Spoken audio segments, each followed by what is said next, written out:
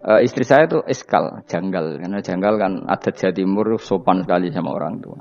Tanya saya, karena dia keluarga orang terpelajar, tanya, kenapa itu dibiarkan? Saya jawab saya, ya kalau tidak minta saya, nanti minta mbak-mbak atau kangkang. Orang yang paling harus dingel-ngelo anak itu orang tuanya. Sehingga yang paling harus diganggu anaknya ya orang tuanya. Sampai sekarang anak saya berani minta mandi saya, gendong saya. Kalau orang tuanya saja gak siap dingel-ngel, lalu apa kata dunia? Kan aneh.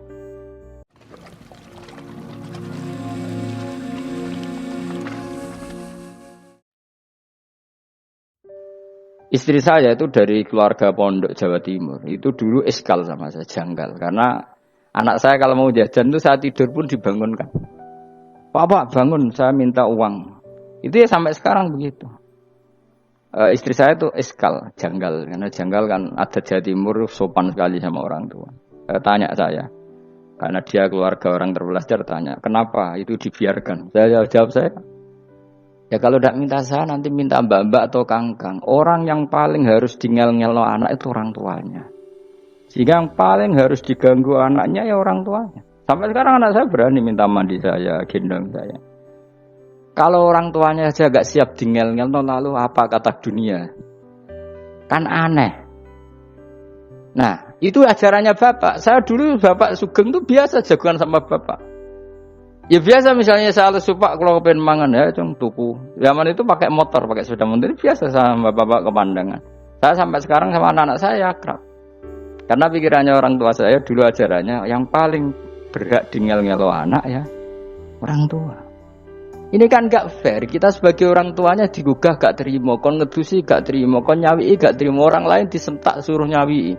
Dan orang lain itu pembantu hanya karena kamu gaji seberapa? Hubungan anak dengan pembantu itu kan karena uang.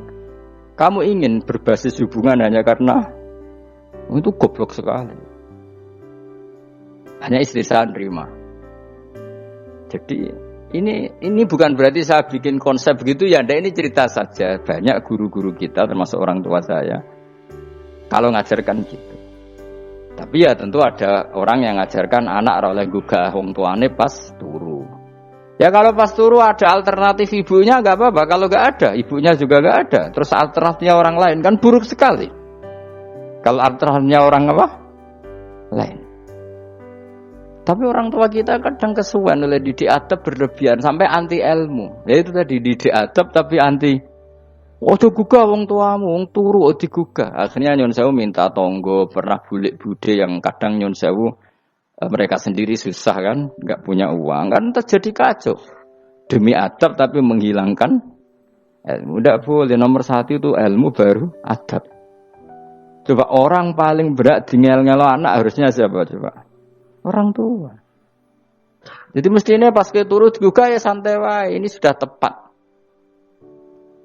Nah kecuali ngelama, artinya ngelama itu sudah jajan minta lagi lah itu kan ada ukurannya, tentu ada apa? Ukurannya. Tapi kalau fi awali marroh jajan hari pertama di hari itu memang jajan pertama kan nggak dolim. Kecuali minta yang ketiga, keempat, lah itu baru mungkin salah.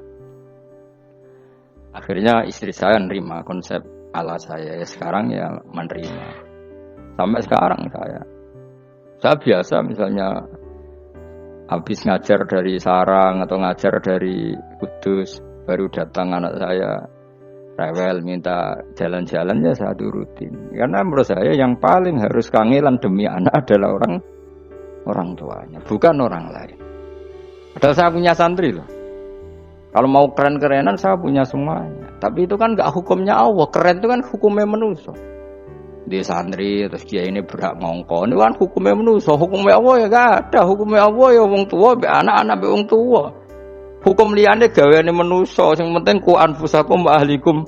Nah, ora ono santri kaum barang ora ono. Gaya-gayanane mubalek ini umat saya terus dihitungi. Ku apa-apaanan.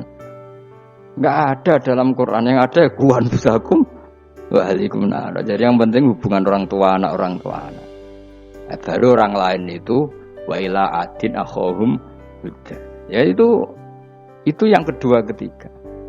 Tapi ilmu ini sudah banyak yang hilang. Makanya banyak mubalek ngamuk anak. Bocah ra sopan, aku nang jopo ning tinti wong wedi aku. Anakku dia rasopan. Ya bapak dia rasopan ya. Karena mendahulukan orang lain ngalahkan anak. Paham ya? Ketika anak rasopan dia ini geremeng apa? Memangnya dia sopan cara hukumnya Allah dan Rasul.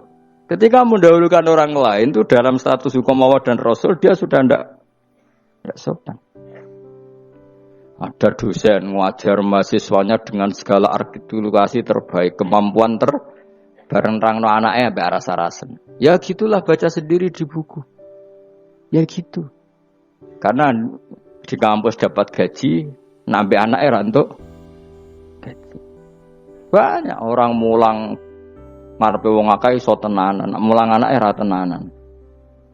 Mergo nak mulang wong akeh diapresiasi, nak mulang anake kadang tinggal dolanan kadang.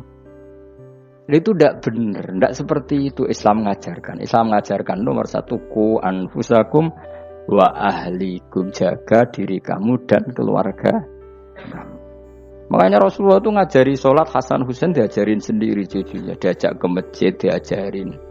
Meskipun ya diberi hak-haknya sebagai seorang anak, numpaki Nabi ya dibiarkan, tapi diajari kebaikan diajarin sendiri. Sampai Sayyid Hasan umur 8 tahun sudah menjadi rawi hadis karena memang diajari sendiri oleh siapa Rasulullah. Kayak apa? Kalau sekarang enggak, kiai cilik anak pasrahno cah dalem terus enggak mau tahu. Juga sidik itu pasrahno pembantu. Barang anaknya akhlaknya kok bantu ngamuk. Memangnya yang bikin itu siapa? Yang memulai siapa? Nah, hukum-hukum begini itu harus kita mulai tegakkan.